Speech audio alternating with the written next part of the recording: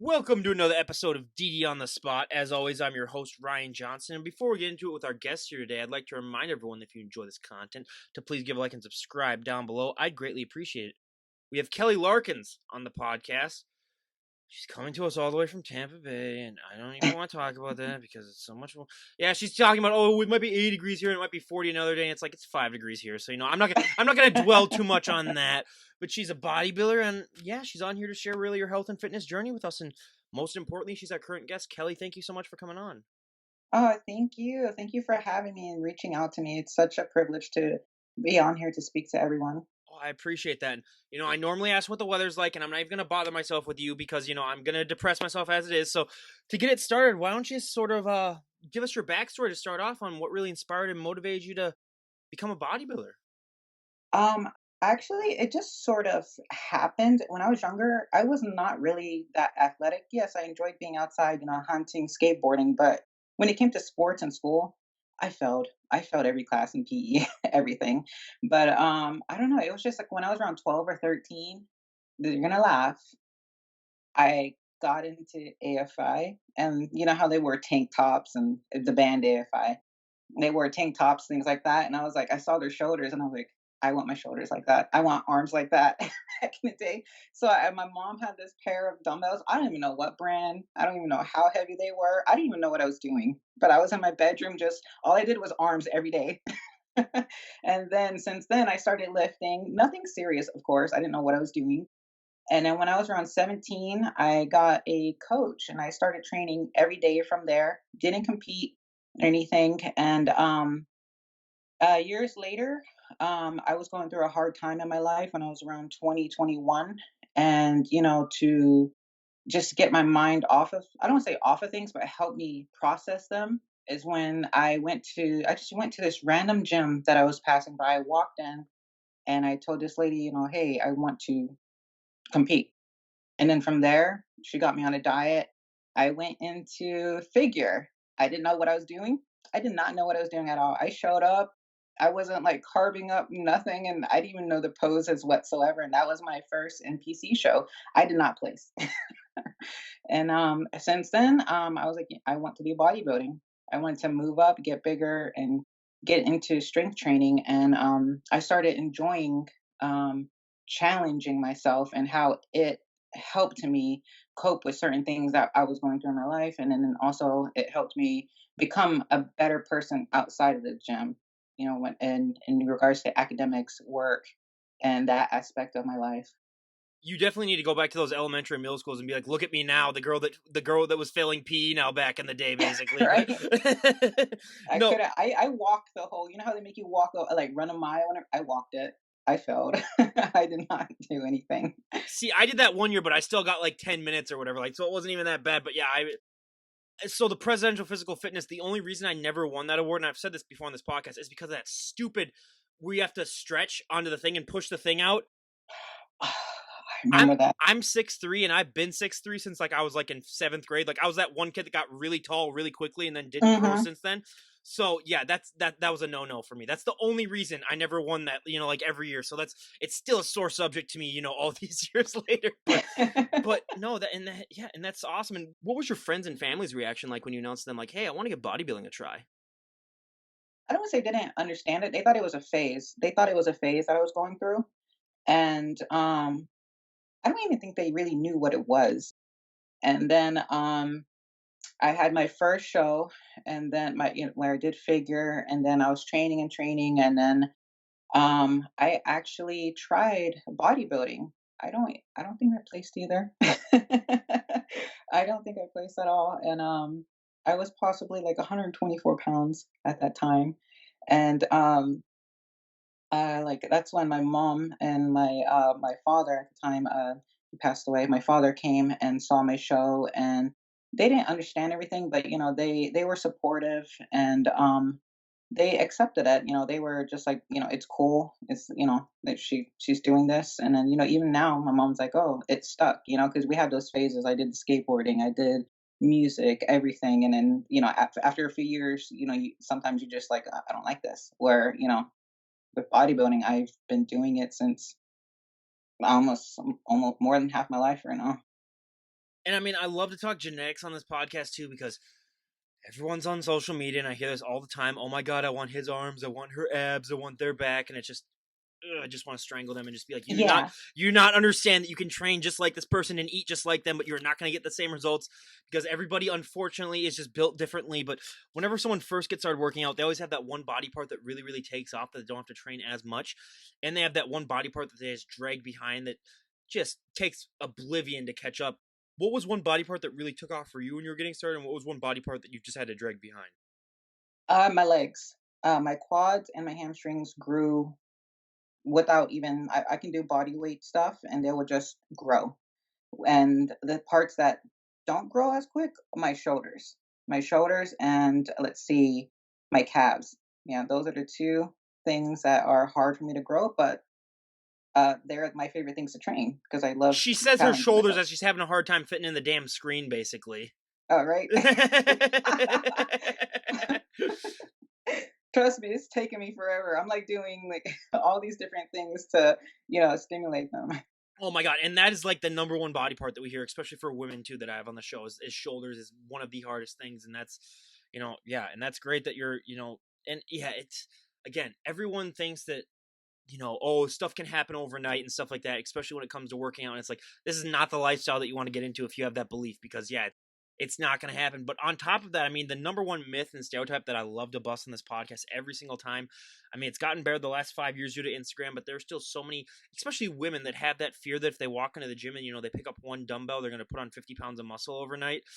And, I wish I had that problem because, that would be the greatest problem ever to have. But Right. did you ever have that fear when you were getting started? And even if you didn't, I mean, I bet you still hear that all the time. How do you like to respond to that?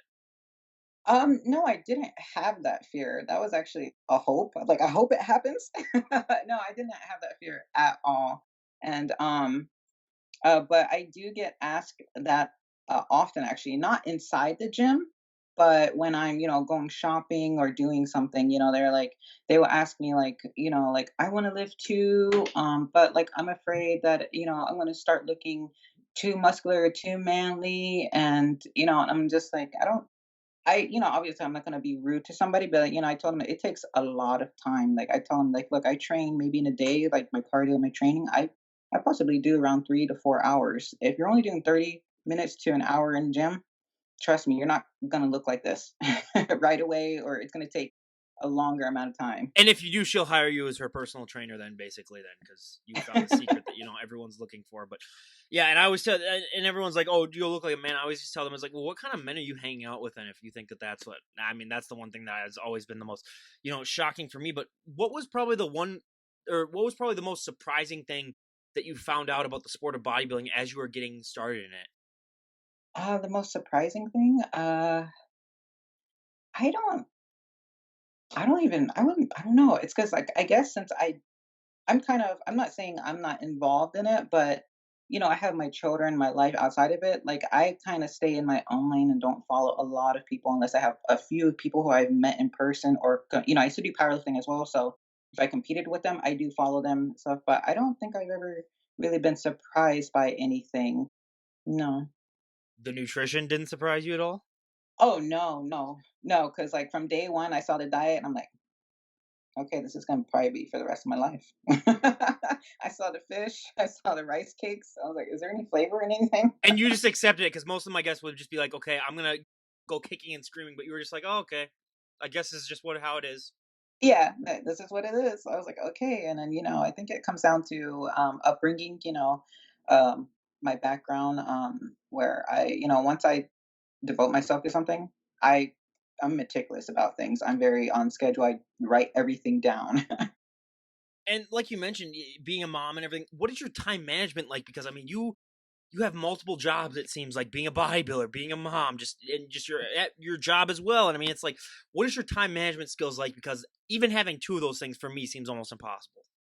Time management skills. Let's see. I'm big on I have logs, everything. I have everything written, like what time I need to do something, what time I need to wake up, what time I need to sleep. Like in the mornings, I'll get up for cardio and have to get up at the exact time because it only gives me enough time to shower, get my daughter ready, the kids ready for school, drive to school, come back, eat this and that, and then it's all over the place. The day goes by just like this because everything I'm having to do, and I have the three children, so and all of them are different ages. My oldest is in college, my middle is in high school, and the little one's just 4 years old. So it's like a huge gap. So I'm having to drive everywhere and like manage clients, and I also own a business, so it gets hectic, but I enjoy it. So do your kids kind of know now, just kind of stay away from mom if she gets close to a show or anything like that, where she gets that prep brain or anything? Oh no, I'm actually not.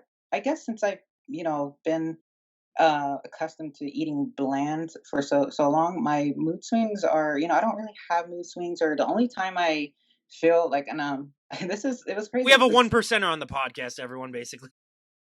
Yeah, the only thing that happens to me is I do feel weak or sluggish sometimes, especially after training. And that normally just doesn't change, like doesn't make me angry or upset or anything. It's just I just don't have enough energy to, like, I'm like, okay, I'm not gonna wash the dishes tonight. No, yeah, and hey, that's more power to you because yeah, we have had a lot of people that have said, but there have been other ones like you too that say that like yeah, they're able to have it down, and I think it's like you said, yeah, the more you get used to this, and the more you sort of accept it and just realize that like hey, you are gonna have to deal with sometimes just the low energy and everything. But where do you Hmm. think that drive really comes from to still push through? Because I mean that's the one thing that differentiates a lot of times the bodybuilders from the general public is that the bodybuilders are just able to just push through on those moments when they are feeling sluggish and they just don't, when your body's just basically telling you like, oh, let's take a day off, and then you just basically have to force yourself. Where do you find that extra added motivation? I get it from the people I surround myself with. I have my coach, Janine Lankowski. Then I have a couple of friends who are competitors, and they're in different sports, but I see them and we talk. Especially sometimes I'm like, I don't want to go to the gym today. I have a lot of days like that where I'm just like, I don't want to go to the gym, and they'll talk to me and just tell me like, hey, like, I'm on my way to the gym, you better get your butt in the car and go. And I'll like, okay, I'm going. So I believe it's like having some people in your circle to hold you, to be accountable. That's why I have a coach, because like, for myself, yes, I'm going to do it, but I like being held accountable. I like, I'm not the kind of person who's like, I'm going to write in my diary and put like, this is my due date, I need to do this. I like checking in with somebody. I like somebody saying, hey, send me these photos on this day, and monitoring my diet.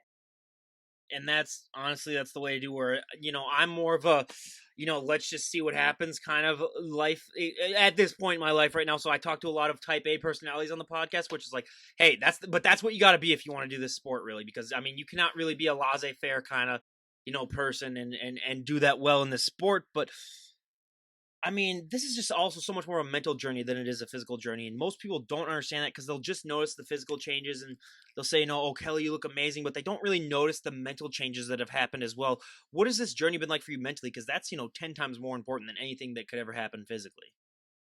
Mentally, I feel that it has helped me understand myself and understand others better. Before I would, in the beginning, I would kind of um forget that I chose this, and that other people, even they don't know what I'm going through. They don't know the mental aspect of it. When you're so dieted down, and you can't sometimes, like in the beginning, you can't, like, when I say in the beginning, back to when I first started competing, you know, because you're new to it all, you have brain fog and you can't even think or walk. Like, you don't have the energy to walk, but you're getting yourself through training, you're getting yourself through the gym. And there are times, like, I'm very like introverted. I get socially drained being around people. And, in the beginning, I would kind of like, can these people leave me alone? Can they, da, da, da? But then now, like, over the years, I've learned more that I need to, understand that I chose this, and it's it's not fair to, let other people experience what I'm going through. Like, and then it teaches you how to better manage I guess, your emotions, your feelings, how to process them and productively. Where I started writing, I started reflecting on things, or why am I feeling this way, or and It's been a huge experience because my son's autistic, so I've also like helped him with dealing with things. It helped me on that end. Can you tell just by talking to me for 20 minutes that I'm not an introvert? See, yeah, that's why whenever someone is like, I've had all these messages all the time being like, "Oh, I'm a little shy. I don't know." And I was like, "I'll make up for any of your shyness. Trust me." So it's fine. We'll even each other out. But yeah, that's great. And yeah, being that introvert. And do you think that's why maybe bodybuilding sort of was you were attracted to the sport because it is sort of more of an introvert sport as much as people don't really Yes. talk about it?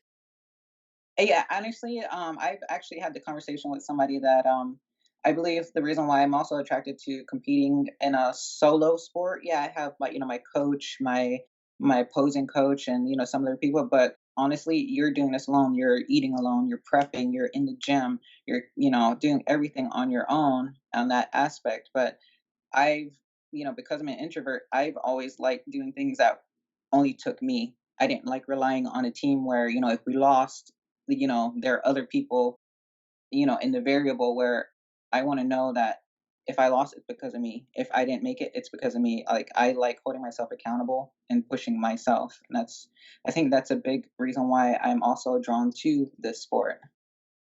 Absolutely. And I mean, yeah, it's a lot. I mean, it's a lot different when you're just accounting for yourself than when you are for other people. And I think it really just allows a lot of time for reflection, self focus. But I mean, you have Janine Lankowski as your coach, and she's like the best poser on the planet, really. So, and I love to talk about posing because I mean, that's the one thing that shocked me more than anything else. That it's harder for a lot of these guests than it is your diet and your working out. But what is your experience with posing been like having Janine Lankowski as your coach?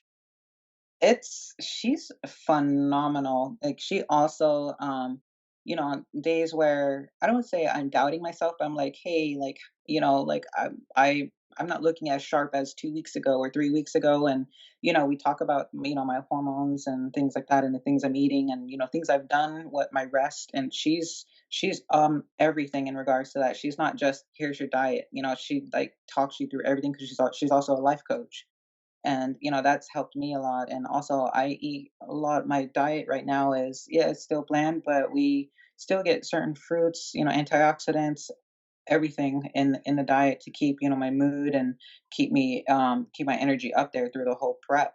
Like I wasn't suffering too much last prep until maybe like the final 2 weeks. As well as posing, she did my posing routine for the Tampa Pro Amateur, and then, she's also doing my routine for, Junior, USA here on what is it, May 13 and 14 in South Carolina. Yeah. And out of the poses that you do, what is your favorite pose and what is your least favorite? I would have to say my favorite pose is, side tricep, and my least favorite would have to be, um, let's see. I don't know. I don't know if I have a least favorite. It would possibly have to be back double bicep. Yeah, maybe. Mainly because I can't see anything back there, and I don't have mirrors or anything when I pose. Well, the only positive with that though is that I mean, at least you can let your smile down though, because most people don't understand that during these shows, your jaw muscles sometimes can be the most sore thing out of anything else. Because I mean, that's just. But posing is just such a misunderstood part of the sport where most people just don't understand that your body's not meant to be in that flexible state for that long a period of time, and it's just so hard. And how long into your journey before you really think you develop that muscle maturity to be able to hold a pose for that long a period of time? Because that's a make or break thing for so many people that aren't even familiar with the sport don't understand. To be honest, I'm not the best at posing, and over the years, I don't say I didn't take it seriously. I didn't know how much it took to be at this level. Now that I'm trying to, come. I don't want to say trying to. Now that I am going for my pro card here, in what is it, 12 weeks.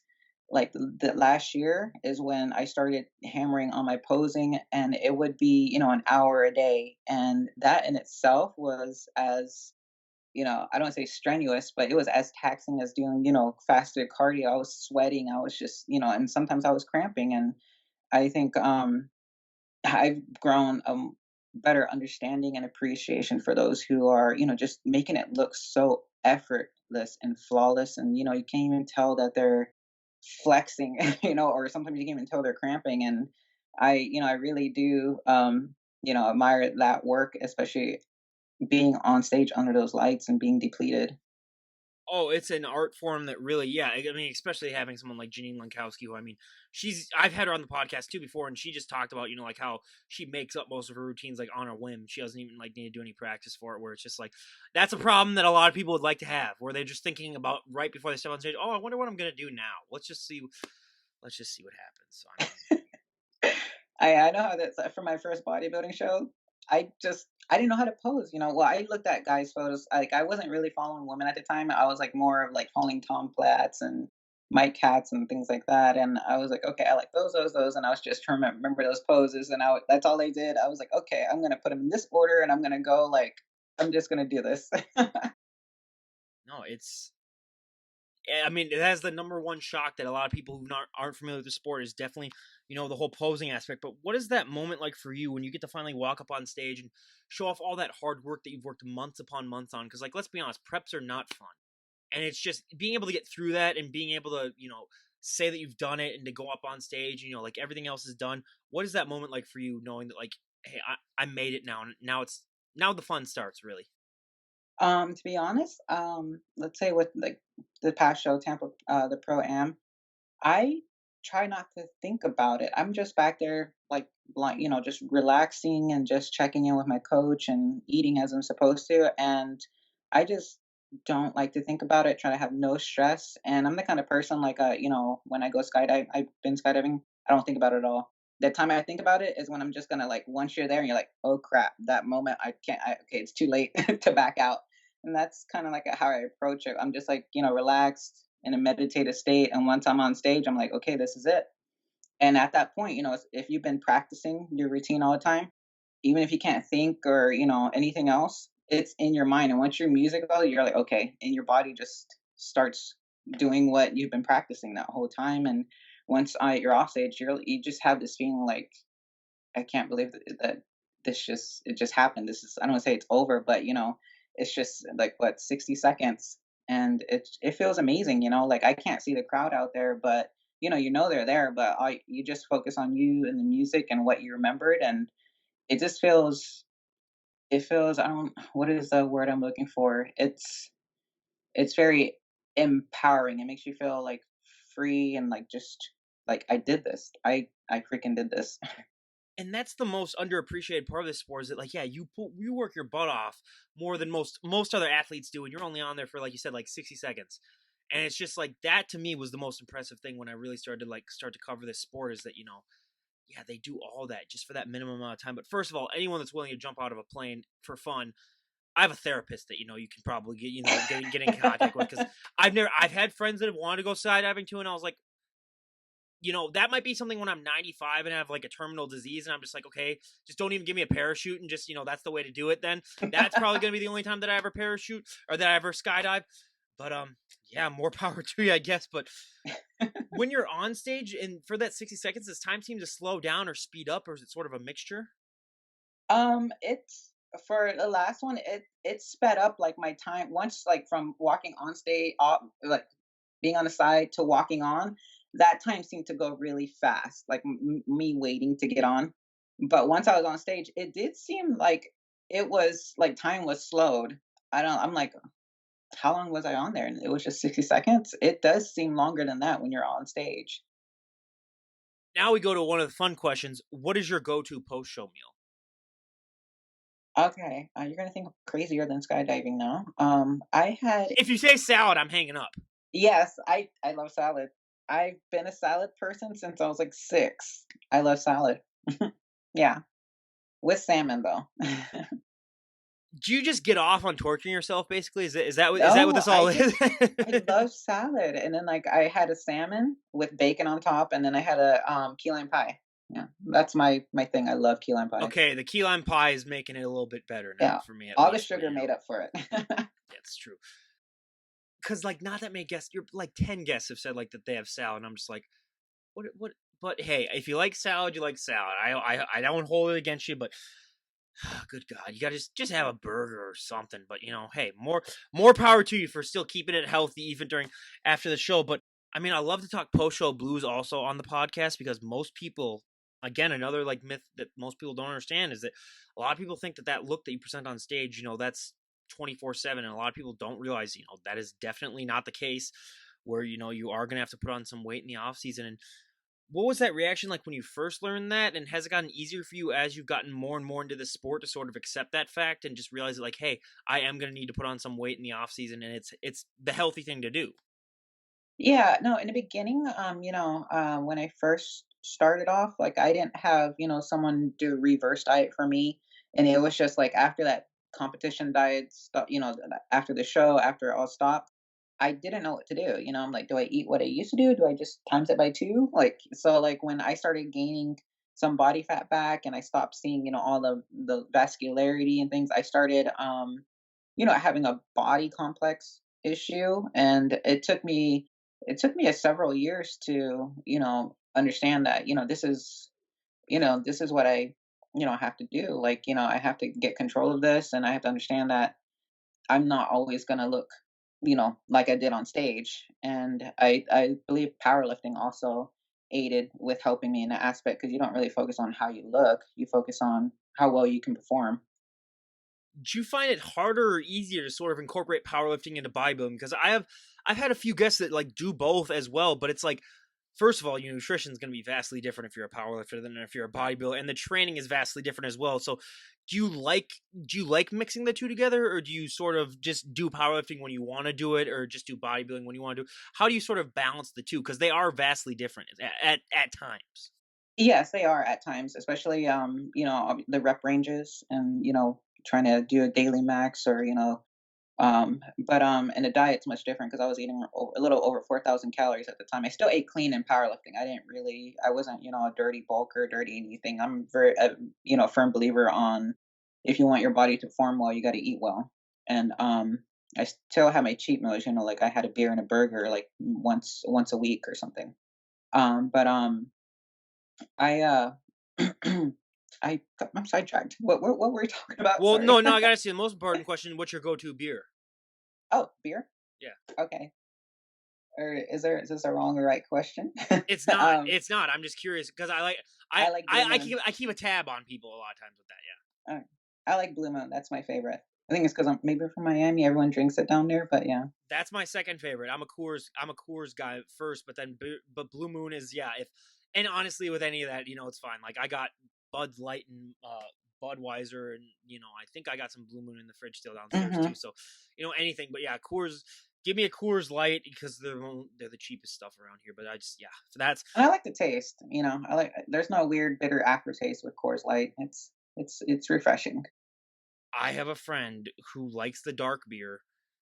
Oh my god. That's the stuff that, like, literally a week later, it'll still be in the bottom of your throat, and you'll still have that Oh aftertaste, yes. and you're just like, "Why did I ever do this?" When you drink it, it's basically like drinking a shake, except it's not a shake, it's just alcohol and just I know exactly what you're talking about. I'm yeah. not really a fan of dark beers. Well, and that's the only time I've ever tried it, and that's the only time I'm ever gonna try it because it's just literally when I was so it was a celebration. It was a New Year's Eve thing, so I was also smoking my New Year's Eve cigar that I smoke every year. So when you mix those two together, yeah, that aftertaste is not going to be Yeah. the Oh my god. best thing. Only So imagine. yeah, that's kind of that scarred me a little bit there. But I mean, when it also comes down to this lifestyle, the one thing that I hate more than life itself is cardio. And when I say cardio, I mean like actual running. I can walk for forever, and I'm totally fine with it. But unfortunately, when you become a bodybuilder, you sort of sign a deal with the devil when it comes to cardio. What is your relationship with cardio? I actually enjoy cardio unless it's walking. I love running. I love running. I if when I took time off from competing and like Wait, from wait, wait. Let me powerlifting. get this straight. So you're a bodybuilder that loves running. Yeah, off season wise, I'd had one day out of the week where I'd run about 8 miles. Yeah, I enjoyed running. That must be a sight to see, like people in the park though, seeing a bodybuilder in the off season, just just running in the park, just this Yeah, big no, person that's just running. Like I mean, I enjoy running mainly because for me, it's another, form of, I don't want to say meditating, but it's like time where I just think and think about things and just process things. Like it's like I do that in the morning and then, during my cardio, that's the time I get to think and, think back on my training, think back on things that, that I'm like, okay, what am I being honest with yourself? Like, what am I doing now that I know I can improve on? Like, I have these little small chats with myself during my cardio. See, you're an introvert. See, the extrovert in me, like, if I don't get entertained by running, I get bored within like 5 minutes, and I'm just like, what's going on? Like, what is this? Like, what's this? We're like, yeah, I could have conversations with myself, but then people are like, that guy's a serial killer, like talking to himself, like walking down the street, I'm really, sure people basically. at my gym think the same Oh my because I'll god, be there yeah, on a treadmill. I'm for like, sure. It's like, first of all, most people don't realize those thoughts that you have when you are by yourself like that, they're not sometimes the best thoughts. That's why I'm like, that's why I purposely never bring a phone with me, because I was like, I might accidentally tweet something or like Snapchat something or do something like that. It's like, yeah, don't do that. So, I purposely don't do that, but hey. But with the running and stuff like that, yeah, I can do it, but it's just, and I do have to say this, it is really good for you, and it's probably one of the best things you can do for your health. So everyone, make sure that you get your running in, even though I hate it. But enough about running now, because I don't even. It's making me tired even now just talking about running right no, now. and But another thing that Janine had me doing is like, I have this little watch that tracks my steps instead of like, telling me to be on a treadmill for, 45 minutes. She was like, just go out, go walk, make sure you hit these amount of steps in a day, and that makes this prep a little bit more what's the tolerable. average amount of steps that she's having you do? During my training days, I do 10,000. Off no, my rest days, I do 13. So my record for a day is 73,000. Jesus, oh my gosh. I was working an 18-hour shift at UPS, Oh my and god. my feet felt a little wet, and that's because when I took my boot off, it was blood. So Oh my god. I thought you were gonna say you had a puddle of sweat in your boot. no, no, no, no, no. That's, well, that'd be a little bit better, I guess, to have that as a problem. But no, yeah, it was just blisters, just all over, because the boots that they have you wear like the steel-toed stuff, which, I mean, you can walk around a little bit, but like if you're gonna walk 73,000 steps, those aren't the best things to do them in. So yeah, it was basically 18 hours of just power walking the entire time. Oh So my gosh. yeah, that was one of those nights where literally I almost cried walking up the stairs. I don't know. So, I don't want to say I've had anything comparable, but I probably maybe had like one third of that experience, when you had to wear those heels that look good but didn't feel good to wear and you had to wear all day. I've never had to wear heels though, so you probably have it worse than me, because that was the only one. And I do sometimes, like if I get really really stressed out, I'll go for like super long walks where like I'll be gone for like 2.5 hours just walking, and Mhm. I'll get like 30,000, 35 in there. Those are the ones also the next day where you just wake up and you just got to use your shoulders a lot to just roll out of bed, really, basically, because like your legs aren't really gonna move. But Mhm. yep, that's all that stuff. Yeah, I try to get 10,000 a day too, but some days like tomorrow, where I got the day off, if I get over 1,000, I'm gonna hate myself. So that's the plan. But you know I'm gonna be doing it right after we're done talking here. Sleep, it's one of the most important things that you can do, and especially in bodybuilding. Like I said, I'd mention it that we're going to talk about it on this podcast, because your sleep schedule can get very bipolar being a bodybuilder, especially as you get into the off season and then your prep. What does your sleep schedule look like? Because I mean, especially being a mom too and doing all that other stuff, I mean, when you add that on, like you said, like your day is so planned out. Is that like with your sleep too, where you're like, I need to be asleep by this time and I need to get up at this time, basically? Yes, but obviously that doesn't always go as planned. But generally, I know it sounds like a little bit compared to, what, people get. I can't sleep more than 6 hours. So I'll go to sleep 6 hours, I wake up, and then around, let's say around 12 to 1, I will take an hour nap. Like, I don't say nap, but like, I'll sleep for an hour to get, that extra, to get 7 at least. It's like, just if I sleep anything more than 6 hours, I feel super sluggish and I can't really function. Yeah, if I get less than 6 hours, I'm a bitch. Like, I'm gonna be like, I am, stay the hell out of my way, basically. Where it's just like, and also like, I only got like 3 hours of sleep yesterday too, so that's why I'm like also tired right now. But like, yeah, I am literally like, if like I was, so everyone, I had to get some food or whatever, and there's a person ahead of me. I just went to McDonald's just because I just got one hamburger because that's my cheat meal for the week. I had to get it done now. But there was a lady in front of me who was ordering a lot, and I was about to strangle her right then and there, because I just had the thing. So I was just like, hurry up. But Yeah, that's me with sleep where, yeah, I need to get my beauty sleep. And, yeah, I'm one of those people where I could sleep for 12 hours and I would just wake up feeling like a superhero basically and just be, oh my God. But, hey, but I'm also cursed with the fact that I can never nap. And that's my ADD that I have really, where it's like my napping is just closing my eyes. That's napping for me really.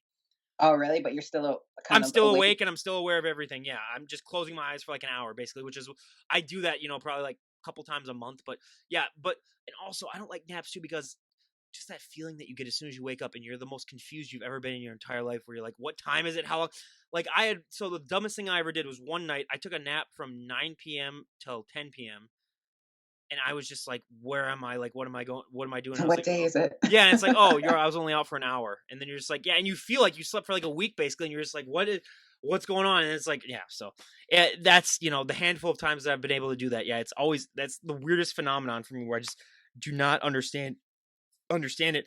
But like we talked about before, I mean, it's like you're not the average looking woman. So if you're gonna walk out in public dressed the way you are right now, I mean, you are gonna get stares. I like to sort of compare it to being like a mini celebrity, where it's like people are just it's human nature. Where let's be like, oh wow, that's interesting. What has that been like for you? Just dealing with that, and has it gotten easier for you to accept that like you are gonna draw a lot more people's attention as your career in this sport has gone on? Yeah. I mean, in the beginning, because I'm an introvert, it made me feel very, very uncomfortable. But over the years, I wasn't even, I'm not, I don't, I still don't, maybe it's because I see myself every day. I don't think I'm big. But when I was like, my figure Can I phase, just say that's one of the best things that I love about bodybuilders, that like you can talk to the biggest person on the planet. They're like, I don't even think I look that big, and it's like, dude, like serious. That's why I tell any of the guests I have on, if you ever feel like you're small, just send me a message and I'll tell you you're an effing idiot. Just look at yourself and just trust me, you're not.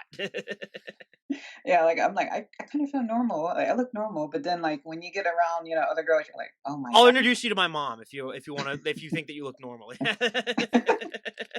Oh, but I've in public, I don't know if it's because maybe things are, I don't want to say times are changing, but the fitness industry is becoming more popular than it used to be. Back in the day, you just maybe see a bodybuilder once every now and then. Now it's like, everybody's getting into the fitness craze, so it's not as bad as it used to be. But the places where I get stared at, not just looks, I get when I'm eating, people would just be like just staring at me the whole time. Is in restaurants. That's always a place where I either get approached or people just stare at me. And I don't know if it's in disbelief or what, or but it does get uncomfortable. One, because I do not like people watching me eat. I don't know who does. Like, you're just making the weirdest faces, and it's just I'm still not used to that part. But in public, I've just like, it's like, I'm sure if I saw something I've never seen before, I'm probably gonna look once or twice. So that's part of the mental aspect I was talking about, and trying to be more understanding of people who aren't in this industry. The best though is kids, because kids don't have that filter where they don't know not to stare. So then literally they'll just be like, "Mom, what's that?" Really, or something like that. They're just like, Oh yeah, my God, that's like yeah. my children when I used to they're older now, but when they were in preschool, I used to drop them off, and their classmates, they're just like, your mom can beat Superman. Like, they just say like the most random things. I was like, okay, I don't think so. No, that's yeah, and that's the best too. And I mean that's yeah, the fitness industry has been taking off, and I think that's for the best too. And I can't wait to see more of that myself. But if someone were to walk up to you and say, Kelly, we made a decision, you can change one thing about the sport of bodybuilding, and everyone would go along with it, what would be one thing that you'd like to see changed? One thing about the sport of bodybuilding, obviously, I love to see women empowering themselves. I would like more of a stage presence for women. I know we have, the Wings of Strength, but I would like to see it, at the Arnold, the Olympia, things like that. I want as much recognition for the women as they are for the men. Oh, absolutely. When for me too, it's like if you're a pro, you should not have to have a regular job. Like they should be able to financially support you enough. Where it's like most people don't understand you're losing money doing this sport for 99.9% of the people that do it. You basically have to win the Olympia to really For to really real, make like, some money, really. So yeah, that's another thing too, where it's like people are like, they train that hard, they're on stage for 60 seconds and they lose money doing it. It's like, what the hell's going on with that sport, really? Where it's just like, Right? yeah, but That's hey, when you know somebody really loves this. This isn't just, that something again, to. that's why I love having bodybuilders, because like, yeah, they are some of the most dedicated athletes on the planet. In spite of all that stuff that we talked about, yeah, they still do it and they still love it and they still, so yeah, and that's just, yeah, for me, that's one of the most impressive things, about this whole lifestyle is that, like, yeah, it's, you're definitely not doing it for the glitz and glamour of the sport. You're doing it for a lot of times because you love it, and that to me is, the most important thing. But if another person were to walk up and say, Kelly, I want to sort of get my start in bodybuilding, what would be the best piece of advice that you would give them? I would honestly, anybody, man or woman, I would say one, try not to get so absorbed in social media and what other people look like, because on social media you think that, oh, like I need to look like that and that's going to happen right away. I'd say just go back to the basics, start with barbell movements, and that's, for me, that was where I started, and that's where I got my confidence, because once you start seeing all these different things on Instagram, it's like, oh, that looks cool, this looks cool. You start overcomplicating things and adding so much to, like, what information you're gathering, that you don't even know where to start. I'd say keep it simple and build a great foundation, a strong foundation, and then start implementing all these other cool, exercises, movements, and things like that. I'll just tell them what I tell everyone else. If you inject synthol, I will hunt you down and I will murder you myself. Okay, that's the only thing that I tell you when you do that thing. I hate that's the only thing that pet peeves me off, is like those guys that like have like those arms that are like 30 inches long and they're like, dude, like, Bubbly. who are you fooling? Like what? Why are you doing? So yeah, don't. That's a whole tangent. We're gonna talk for 10 hours if I get started on that whole thing. But yeah, that's my own personal pet peeve myself. But when we do have you on a year from now, because I'd love to have you on in a year, just talk about how this season went for you. Where'd you like to be at in your bodybuilding? Where'd you like to just be at in your overall life? What are some goals you'd like to have achieved when we talk to you a year from now? I'd like to have a 17.5-inch biceps by then. And What are they at right now? right now they're 16. Yeah. Yeah, they're 16 right now. And my pro card. And let's see, I would like to also I'm not going to go too into this. I'm starting a company that has something to do with fitness right now, and I would like to have that up and running by then. Well, we have something to look forward to. So, if you're planning on increasing an inch and a half on your arms, what do you do? What do you do for biceps then for your workout then? Because the gym bro in me is fascinated now. Well, they have been, I don't want to say a weak point, but with me, my back grows and faster and better than everything else. So it makes my arms look smaller than what they really are. So I do a lot of concentration curls, so whether it's with dumbbells, cables. I also do barbell curls, and it's just mainly playing with angles and resistance and tempo. It's yeah, this sport should really just be renamed trial and error, really, because that's really Pretty all much. that it is. I mean, it's just trying to find out what works best for you, and yeah, it's yep. And I mean, yeah, I mean, I just can't, you know, my brain's starting to really go away, people, and all that. So we're gonna get close to wrapping things up here because I couldn't even remember what I was gonna say next. But yeah, especially when it comes to working arms, don't everyone remember though your triceps. Work those as well because that's 75% of Hmm. your arm. That's the number one thing that I almost got ingrained into everyone else's head too. Is like make sure you don't, because you can have bad biceps, and if you have good triceps, it adds to the illusion of big arms. So Yep. little trick right I there. love training triceps. Mhm. Oh yeah, it's one of my favorite things. Really work in there as well. And is there anyone that you'd like to give a shout out to before we wrap things up? Yeah, I would like to give a shout out to, my coach Janine, and also my posing coach. And also I do have a trainer that I train with once or twice a week. His name is John Blackmore. And also, let's see, Dr. Joe, my chiropractor. And also, let's see, who else? My family. Even, I'm not sure if they'll see this, but my family for being there, for me, and also, understanding that, this is my lifestyle, and yeah, I can't eat my birthday cake or anyone else's birthday cake, but they accept it. So you're what, 12 weeks away now? Yeah, I mean, 12 So weeks away. when do have things already like really like gotten to gear now, or do you wait a couple of weeks before things like, or like when does stuff start to get like really really serious, or has it already sort of gotten like that? It's gotten like that, and honestly, I don't know if you've been following my prep here and there, but, I've actually been prepping for a while now because I was prepping for the Arnold originally, and, the Arnold, amateurs took out, women's bodybuilding, so I had to select a different show, so I've been dieting for quite some time now, so I'm I was gonna mention that. Yeah, what I meant by like getting serious, because like basically I mean like the like when you really start to like get shredded and like see like the big results and stuff like that. Because some people, those one percenters that I don't like to mention on the podcast, they literally can go 2 weeks into a prep and then they're basically like they're like a week away really from like being stage ready. And then there's other ones that you take like 4 months really to really get into it. But yeah, I don't get why they took women's bodybuilding out of the Arnold, because it just does not make any sense to me at all. So yeah, I mean, it doesn't mean, like, it was one of those, when you're starting off bodybuilding, you're obviously the first people you run into, I is mean, or the for me, sport is called Arnold. bodybuilding. Let's be honest. Like, Yeah. And like, it's one of those things, how you have this goal, or I'm gonna do Olympia, I'm gonna do, the Arnold. That was one of my things.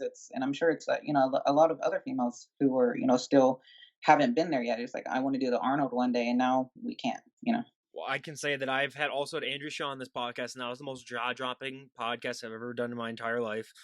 I don't even know how she does it, but it's just that was the one guest where I maybe had to get a different camera just because it was like literally just like I couldn't fit it all in. But it was Yeah, just like what she's the hell's going on really now. she's But amazing. yep, yep, yes she is. But again, you guys, everyone go and give Kelly a follow on her Instagram page. I'll leave a link to her stuff down below, and buyer beware, you will get inspired to get off that couch and stop eating those Twinkies and get in shape. But again, Kelly, thank you so much for coming on and sharing your journey. It was an absolute delight to have you on. I think you're gonna be winning your pro card this year. That's just me. That's just me, but who knows? But again, thank you so much. Oh no, thank you for having me, and I look forward to seeing you again. Absolutely, yeah. And I look forward to talking about your pro win and just how this last year went and that new thing that you're currently working on. We'll get a little bit more into that when we talk to you a year from today. But again, everyone, this is Ryan Johnson, DD on the spot, signing off. Have a great day, everyone.